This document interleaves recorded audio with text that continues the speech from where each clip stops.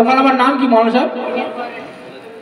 আসসালামু আলাইকুম ওয়া রাহমাতুল্লাহি ওয়া বারাকাতুহু। আমাদের মুকালামার মূল বিষয়বস্তু হলো হুজুর ও বেনামাজি। আসসালামু আলাইকুম। কোথায় চললে মুশিবুর ভাই? ওয়া আলাইকুমুস সালাম। আমি একটা কাজে যাচ্ছি, সেখান থেকে কাজ মিটিয়ে আবার একটু মিটিংয়ে যাব, বাড়ি ফিরে কথা হবে। সে কি, আজ শুক্রবার, নামাজ পড়তে হবে না? এই শোন, কথা কম বলবি, আমার সামনে তো নামাজ পড়ার কথা বলবি না, কথাটা যেন মনে থাকে। সে কি, তুমি তো বলেছিলে আমাদের হুজুর বলেছেন পরপর 3 জুম্মা নামাজ কাজা করলে মুনাফিক হতে হয়, মুসলমানের খাতা থেকে নাম কেটে যায়, তা তুমি এখন এমন বলছো কেন? এই শোন, হুজুরদের কথা আমার সামনেই তুলবি না, কথাটা আজকে বলে দিলাম। সে কি, ওই দিন তো হুজুরের বিশাল প্রশংসা করছিলে, আজকে হুজুরের নাম শুনে গাড়া জ্বালা করছে কেন? এই শোন, কেমন আমার বোঝা হয়ে গেছে, আমাকে আর কাউকে চিনতে বাকি নাই, সুতরাং আমাকে আমার বুঝের মতন চলতে দে। তোমার কথাগুলো শুনে আমার স্বপ্ন দেখার মতো মনে হচ্ছে, তুমি একটু খুলে বলবে তোমার রাগের কারণটা কি? শোন, হুজুরদের সাথে যেন আমার বলিস না। আচ্ছা বলো তো শুনি। আমি তো মসজিদে নামাজ পড়তে যাব না, আর হুজুরও তা শুনবে না, আমাকে বারবার বলে মসজিদে নিয়ে গেল। সে তো ভালোই হলো। তারপর শুনবি তো, এক মসজিদের লোকের সামনে গিয়ে বসিয়ে কি অপমানটাই না করলো, সে ভাষা দিয়ে বোঝানোর মতো না। আমি তো মসজিদে যেতেই চাইছিলাম না, হুজুর আমার জোর করে নিয়ে অপমানটাই না করলো, এটা কি ঠিক হলো? আল্লাহ, তোমাকে অপমান করেছে, তুমি বুঝলে কিভাবে যে তোমাকে অপমান করেছে? তা আমাকে নয় তো কাকে বলা হয়েছে? এইসব মদ খাওয়া, সুদ খাওয়া, মিথ্যা কথা বলা, এইসব শয়তানি কাজ। তো আমি কি শয়তান?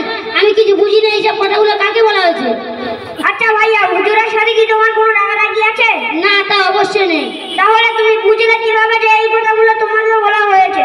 এবং তুমি জানো এই কথাগুলো কোরআন ও হাদিসের, আর তুমি এই কথাগুলো নিয়ে যা মন্তব্য করছো, আমার তাতে মনে হচ্ছে তোমার পিছনে বড় শয়তান লেগেছে।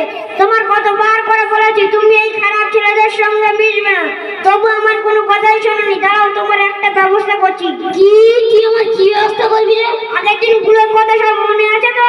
আমি বাড়ি গিয়ে আব্বুর সাথে সব বলে দেবো। না না, খবরদার না, এইসব কথাগুলো যেন আব্বুর সাথে বলিস না, আমি তোর কাছে অনুরোধ করছি। না, আমি তোমার কোনো কথাই শুনতে চাই না, কারণ আমি ইদানিং দেখছি তোমার মসজিদের কথা শুনলে, মাদ্রাসার কথা শুনলে তোমার গায়ে যেন জ্বালা চড়ে। এইসব কথাগুলো যেন আব্বুর সাথে বলিস না, আর আমার মাথায় এখন কিছু কাজ করছে না, তুই কিছু পরামর্শ দে। শোনো ভাই, আল্লাহ পাক কোরআনের মধ্যে বলেছেন, লা তাত্তাবিউ খুতুওয়াতিশ শাইতান ইন্নাহু লাকুম আদুউম মুবিন।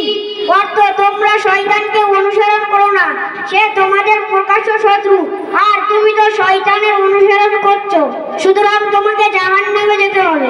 কোনটা জান্নাতের কথা, কোনটা জাহান্নামের কথা, এটা তো আমার জানা নেই। এইগুলো জানার জন্যই তো মাদ্রাসা ও মক্তবের ব্যবস্থা।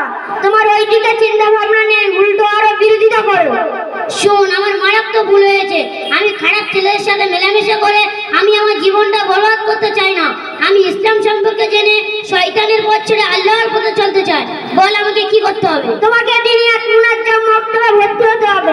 দিনিয়াত মুনাজ্জাম মক্তবে ভর্তি হলে কি সব জানা যাবে? হ্যাঁ অবশ্যই। ওই তুই এতদিন ধরে দিনিয়াত মুনাজ্জাম মক্তবে পড়ছিস, তা কি শিখেছিস দেখি? তোমার কোনটা শোনা দরকার? আচ্ছা বলো তো, বাথরুমে প্রবেশ করার দোয়াটা কি? আচ্ছা শোনো তাহলে, আল্লাহুম্মা ইন্নী আউযু বিকা মিনাল খুবুসি ওয়াল খাবাইস। আর কিছু?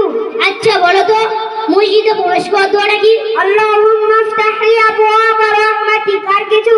আচ্ছা বলো তো, ঘুমানোর দোয়াটা কি? আল্লাহুম্মা বিসমিকা আমুতু ওয়া আহইয়া। আর কিছু? এগুলো তো সব সহজ। আচ্ছা বলো তো, আজানের পরের দোয়াটা কি?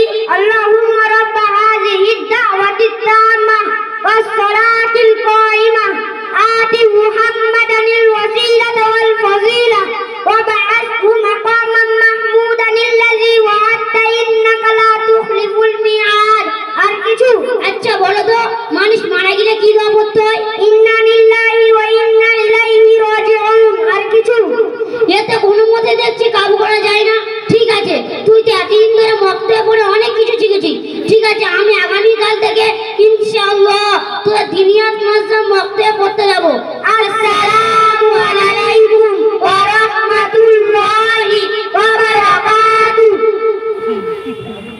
মাশাআল্লাহ, এত সুন্দর বাচ্চা, কত সাহসের সঙ্গে আপনাদের সামনে মোকালামা করতে গেল।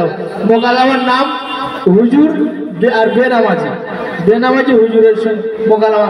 একটা জিনিস খুব ভালো লাগছে, আমরা অনেক জায়গায় প্রোগ্রামে গেছি, এই মোকালামাটা করতে করতে মুআল্লিমরা এমন জায়গায় নিয়ে গেছে, ওদের ড্রেস চেঞ্জ করেছে। খবরদার, এটা এখানে দেখলাম না ভালো পরিবেশ, সেটা দেখলাম না। অনেক জায়গায় মোকালামা করতে গিয়ে বরকা পরে শাড়ি পরেছে, কেউ ওপরে মাথার ফড়িটাও পাচ্ছে না, চুল খুলেছে মোকালামা দেখাবে, কিন্তু না, মোকালামা কথার দ্বারায় মানুষকে ইসলামের দিকে আকৃষ্ট করাতে হবে। ড্রেস চেঞ্জ করে নয়, নকল দাড়ি করে নয়।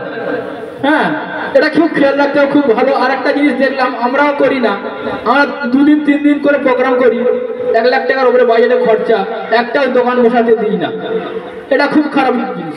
আমরা যত জায়গায় জলসায় গেছি, ওই দোকানের কারণে জলসাটা, যে নিয়েতে জলসা দেওয়া হয় সেই উদ্দেশ্য সফল হয় না, সমস্ত মানুষ সেই জলসায় চলে যায়, এটা একটা ক্ষতি।